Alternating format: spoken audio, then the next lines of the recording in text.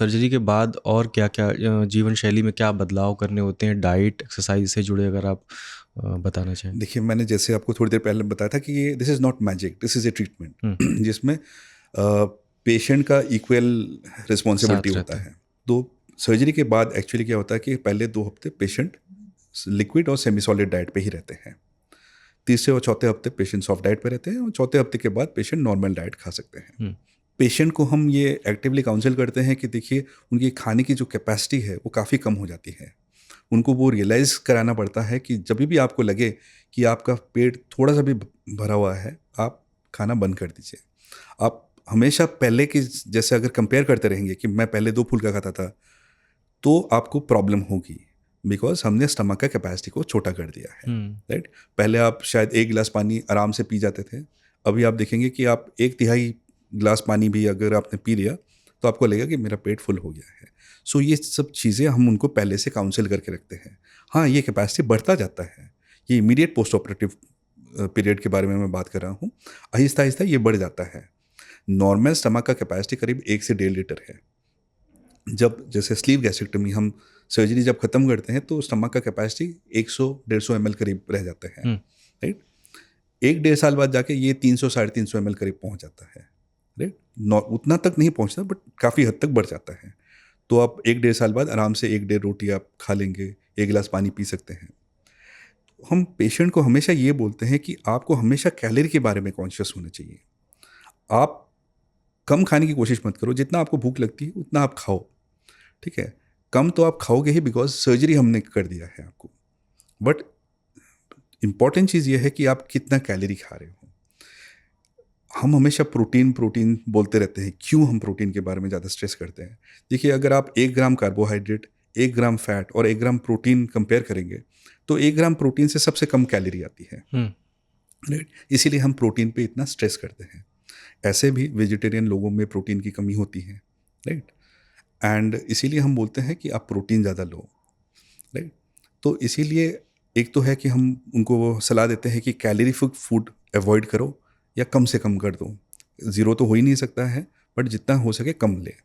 Protein पे ज़्यादा ध्यान दे, सैलड्स पे ज़्यादा ध्यान लेकिन दे। सर, जो हम बैलेंस डाइट खाते हैं उसमें कार्ब्स है, प्रोटीन है, सब कुछ ही चाहिए। एंटीऑक्सीडेंट्स भी उसमें, सलाद है। Absolutely, absolutely. अब लेकिन इस सर्जरी के बाद जब भूख इतनी कम लगेगी और आप कह रहे हैं एक रोटी या बहुत कम खाना खा सकते हैं, तो वो कैसे ये समझ में आएगा कि हमें जो है न्यूट्रिएंट्स की कमी नहीं होगी फिर? एग्जैक्टली। सो इसीलिए जब हम सर्जरी करते हैं, तो क्या होता है कि पहले 1 डेढ़ साल तक, स्लीव गैस्ट्रेक्टोमी में पहले 1 डेढ़ साल तक, और गैस्ट्रिक लाइफ बाईपास में करीब लाइफ लॉन्ग आपको कुछ सप्लीमेंट्स लेने पड़ेंगे, अच्छा। राइट?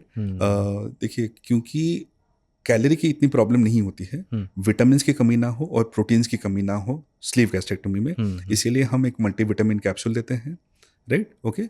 और पेशेंट को प्रोटीन लेने के लिए इनकरेज करते हैं, भले वो नेचुरल फॉर्म में हो या भले प्रोटीन सप्लीमेंट में हो, ठीक है?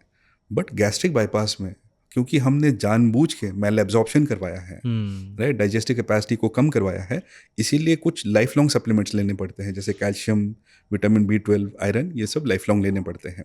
इसीलिए प्री ऑपरेटिव काउंसलिंग में ही हम उनको ये भापते हैं कि क्या उनमें उतना विलिंगनेस है कि वो लाइफ लॉन्ग सप्लीमेंट ले।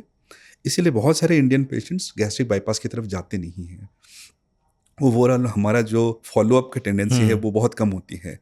इसीलिए अगर हमें लगता है कि हाँ, ये पेशेंट शायद इतना स्ट्रिक्टली फॉलोअप पे नहीं रहेंगे, तो हम उनको बाईपास अवॉइड करते हैं। अच्छा, क्या इनका पेशेंट का जो कॉन्फिडेंस है, क्योंकि देखिए मोटापे से एक तरह की जो लोग जूझते हैं, एक तरह की शर्मिंदगी भी झेलते हैं समाज में।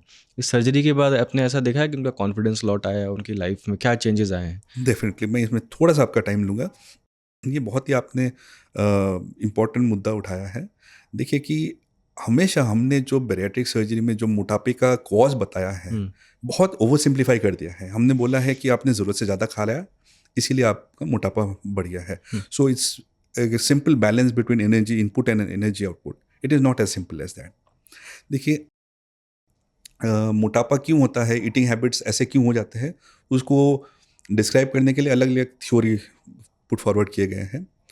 ये देखा गया है कि जब कुछ लोगों को जैसे कैलोरीफिक रिक्वायरमेंट ज़्यादा होती है अपने आप को सेटिस्फाई करने के लिए, जैसे मैंने आपको पहले भी बताया था, ये एक कंडीशन रिफ्लेक्स है।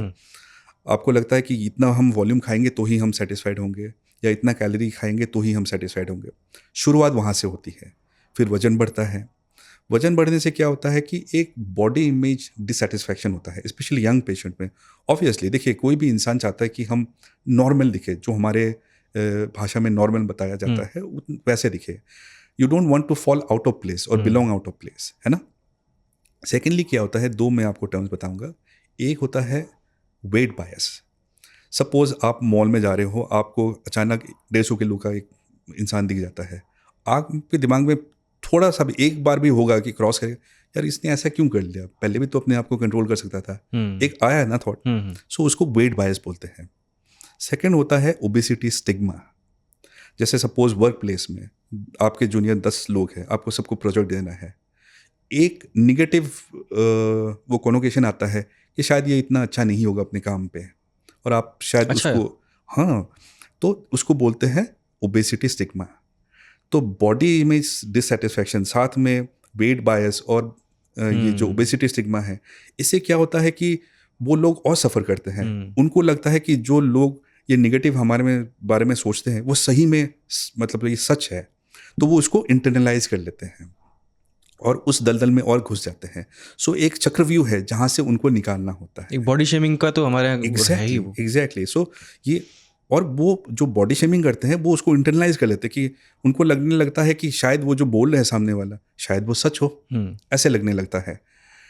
तो बैरियाट्रिक सर्जरी हम जब करते हैं, ये 3 लेवल पे पेशेंट के जो साइको सोशल हेल्थ पे काम करता है। एक तो है कि उनका जो एक बॉडी इमेज के बारे में एक पॉजिटिव इम्पैक्ट लाते हैं, उनके जो सोशल इंटरेक्शन से उसमें पॉजिटिव इमेज लाते हैं।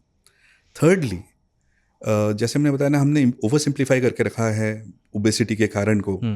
कुछ ऐसे होते हैं कि बिंज ईटिंग होते हैं, उनको जब भी वो ज़्यादा डिप्रेशन में जाते हैं वो क्या करते हैं, बिंज ईटिंग करते हैं, खाना शुरू कर देते हैं। सेकेंडली, आप देखोगे आजकल बहुत सारे ऐसे यंग पॉपुलेशन है जो रात को काम करते हैं, right. You can't blame them, उनका काम ही ऐसा होता है कि जो रात को होते हैं, रात को भूख लगती है, तो एक ईटिंग हैबिट है जिसको हम नाइट ईटिंग सिंड्रोम या ग्रेजिंग बोलते हैं, ठीक है। तो वो खाते रहते हैं, राइट। जब बैरियाट्रिक सर्जरी करते हैं तो बिकॉज इंटेस्टाइन की हॉर्मोन्स पे कुछ ऐसे इफेक्ट होते हैं, तो बिंज ईटिंग और ग्रेजिंग जो होते हैं उसमें एक पॉजिटिव इम्पैक्ट पड़ता है और वो सब कम हो जाती है।